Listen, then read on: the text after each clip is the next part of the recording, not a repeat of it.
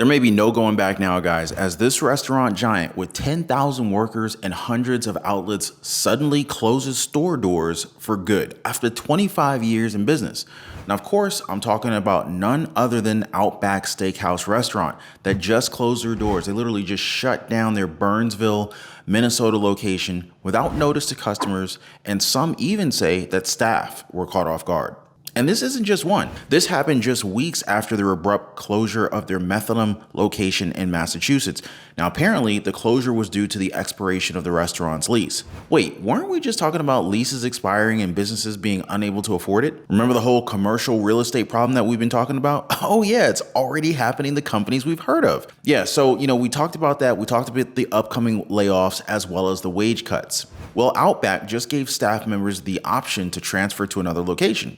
All right, that's cool. Now, the operative word there is some, meaning that they've laid off quite a few employees in their store closure here, but some of them got an option to go to another store. But really, I think that the real major headline here is why was this location closed yesterday with no notice to either the public or, even worse, to the staff who worked there and depended on a paycheck? And this is a location that customers say was always busy. Somebody discussing the issues with a server said it was a combination of things.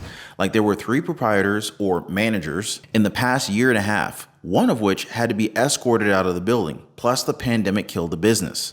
So yeah, like a lot of other places, looks like these Outback Steakhouse restaurants never fully recovered to pre-pandemic levels. And if we add to that Outback's decision to close underperforming stores during the past 3 years, and that sealed its fate. Now, apparently they knew that they were going to be closing down this store, given that they didn't renew their liquor license worth $8,100 with the city of Burnsville for the last month and a half they remained open.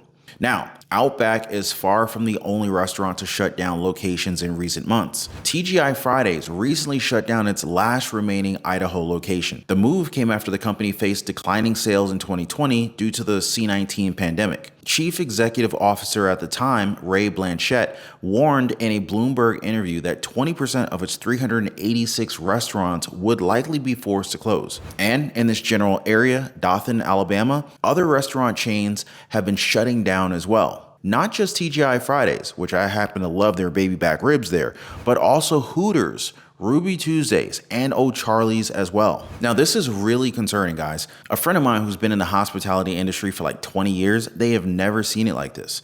According to them, nobody wants to work, or if they do, they want way too much money. Do you guys eat at Outback? Let me know how the food quality and service is and everything else. I've only eaten at Outback 2, maybe 3 times. To be quite honest with you, it wasn't extremely memorable. In fact, I don't even remember how good the food was. It's been years ago. But sometimes I feel like going out to eat lately, it's not even worth it. You know what I mean? Like by the time you pay for the food, you pay for tax, you pay for a tip, it's like, man, I don't know. Then I don't know. I don't even know if it's really worth it, to be honest with you. But hey, if you appreciate the updates like this, don't forget to drop a like for the video. And also, it would definitely make my day and show some support for the channel if you go ahead and subscribe to the channel as well. And make sure your notification bells turn on. It's totally free, you guys, all for my financial freedom fam. So like I was saying here, guys, people may be trying to exit the restaurant industry as quickly as they can. I know somebody whose daughter was a manager at this really high-end restaurant on the Las Vegas Strip. And she just incessantly complained about not being able to even get people to show up for an interview, let alone showing up for work. Then if a person was hired, they wouldn't show up for the first day of work, or they might show up for the first day of work and then never show up again. You guys ever experienced that? Now, she just got out of the industry a year ago and is so happy that she did. She said it was like a sinking ship. Considering what's happening with the restaurant industry, I'm glad she did too, because restaurants are closing. How can they not? The prices are so high and people can't afford it. We went to a Mexican food restaurant just a few days ago, and there's a help wanted sign right at the front door before you even walked in. Hardly anybody in the restaurant. Now, of course, the service was good because, it wasn't that busy. The food was good and so were the salt-rimmed margaritas, but the cost was unbelievable. I mean, thank goodness we got like free chips like when you sit down, but 2 drinks and 2 meals over $70. And that does not include the tip, by the way. Yep, definitely major changes in the company with many more to come, guys. Get ready to buckle up, you guys. So check this out. Macy's is sounding the alarm on credit card delinquencies. Now, apparently they've already noted a spike in customers who are failing to make their credit card payments to them, definitely adding to the evidence of mounting financial stress on consumers. They were honestly expecting delinquencies following a post-C-19 lull, but Macy's management, they were caught off guard completely by the sheer magnitude of this uptick. According to them, the speed at which the increase occurred for them and the broader credit card industry was faster than planned. With the lag in data, this is actually something that we're probably going to be feeling soon, as they noted how this problem accelerated in June and July of this year. The situation is hurting Macy's businesses and it's driving down credit card revenue by 36% year over year. And this, of course, is contributing to a quarterly loss. Have you seen Macy's stock lately? And they're not hopeful about the big picture. Macy's is bracing for a further increase in bad debt in its credit card portfolio. Now, they blame the jump in the delinquencies on broader financial pressure facing consumers and mounting debt levels. Basically, the drop in credit card revenue is an indication of some of the pressures that we're actually seeing on the consumer. Now, this is about credit card balances. This is about student loans, which we know is going to come into focus in the next, month or two. You got auto loans, mortgages. I think you guys get the picture. We're living it ourselves day in and day out, guys. And that's why I'm not placing stock on the Federal Reserve's hope for a soft landing. I mean, we've been leaning hard on resilient consumer spending and fiscal spending, but how long is this really going to last? Consumer credit card debt topped $1 trillion during the second quarter for the first time on record.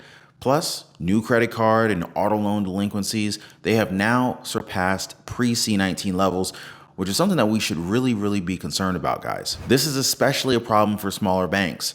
Credit card and auto loan delinquencies at banks not in the top 100 in assets have soared to record highs, surpassing both the C19 spike and the one during the Great Recession. And these banks, they don't have much headroom for this level of defaults. You know what I'm saying? By the way, if you guys own a home, make sure your home is protected. Never ever be caught off guard by another very expensive home repair again. Get your free home warranty quote. There's a link in the description down below this video. Then you hear more and more businesses going through the ringer. Foot Locker shares dropped like a rock by more than 30% to 13-year lows after the company warns of consumer softness. They slashed its outlook and paused its dividend. That is a very concerning sign, guys. And did you guys hear about Disney?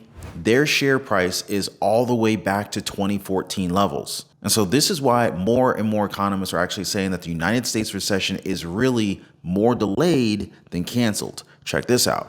I mean, we've been saying for quite some time, the recession is delayed, it's not canceled. As we watch all of the incoming economic data, and if we were to rewind the clock, thus far, the recession is playing out almost exactly as we would expect, with the consumer slowing, right? We see sentiment broadly deteriorating. We see loan conditions tightening. Now, it hasn't led to that precipice, that cliff of an outright recession. So it is delayed, but it's happening in lockstep to what we would expect. So it has been a surprise on the back of all of this to see government bond yields continue to rise. But I think we've been talking about this for quite some time. The world is expecting an immediate pivot once we see weakness, and we're just not going to get it this time around because we're emerging from a very low inflationary environment back to the more normal state of the world, which is a sustained higher inflationary environment. A survey of 1,000 U.S. adults conducted by consumer website Debt.com finds that 45% of Americans have been pushed by inflation to use their credit cards far more frequently. Now, it also found that half of Americans are carrying a higher credit card balance as a result of inflation, and more than 30% have maxed out their credit cards sometime over the past 2 years. Nearly 3 in 10 surveyed respondents said that they did not know what their credit card annual percentage rate was. That's concerning. Now, interestingly, though, they also found that 58% of Americans have never tried some possible solution for getting out of debt. So let me talk about this with you guys right now. So first, there's debt settlement. It's like when you talk to your credit card company and basically try to negotiate paying less. Yeah, you can totally do it because most credit card companies, they would rather get a little bit of something than lose all of their money plus the total loyalty to the customer. You know what I'm saying? You can do this yourself. You don't necessarily have to hire a company to do it. Now, of course, you can hire a company to get help, but it might not work all the time. Lenders don't have to say yes and let you pay less. It's not the quickest way to fix things, and it may make your credit score lower. But if you have no other choice, then, why not? Now, you also have to pay the company that helps you to settle if you hire someone. They usually take anywhere between 15 to 25% of what you save, and you pay them when the deal is done. Now, the second thing to try is credit counseling. So credit counselors provide their clients with the education aspect of debt management, and they can also help pinpoint the personal goals to managing your own unique case of debt. Some companies offer free first sessions, but you got to make it clear from the get-go because these companies, they could charge you up to the federally capped $79 in debt management plan DMP fees. and an additional fee, which averages around $40. Now, of course, you could also go with a DIY plan, which is number 3 on our list. And so basically, you plan your way out of debt, and more importantly, you stick to it. Delayed gratification, guys. Now, I'm talking about things like creating a budget and reducing expenses to evaluating your own credit report for errors. I think that there are free government services that will help with this. You just got to do a little bit of searching, but they could definitely help out. You could also opt for a debt consolidation loan. Basically, you transfer all of your debts into a single loan so that you don't necessarily have to worry about paying multiple bills every single month. Now, for some people, this could make the debt load a lot more manageable, and it can sometimes lead to a lower overall interest rate. You just got to watch out for these origination fees to creditors and longer repayment periods. Now, there's also the credit card balance transfer. You consolidate your credit card balances and outstanding loans into a single credit card. Now, the best balance transfer credit cards usually come with some lower interest rates and friendly introductory periods. Many offer 0% APRs for the first 12 to 21 months. But there you go, guys. There's some popular options for tackling credit card debt. But let me know what you guys think. And if you have any other tips for managing credit card debt, I would love to hear from you guys. Drop me some comments down below, drop a like for the video, subscribe to the channel, and I will catch you guys on the next one.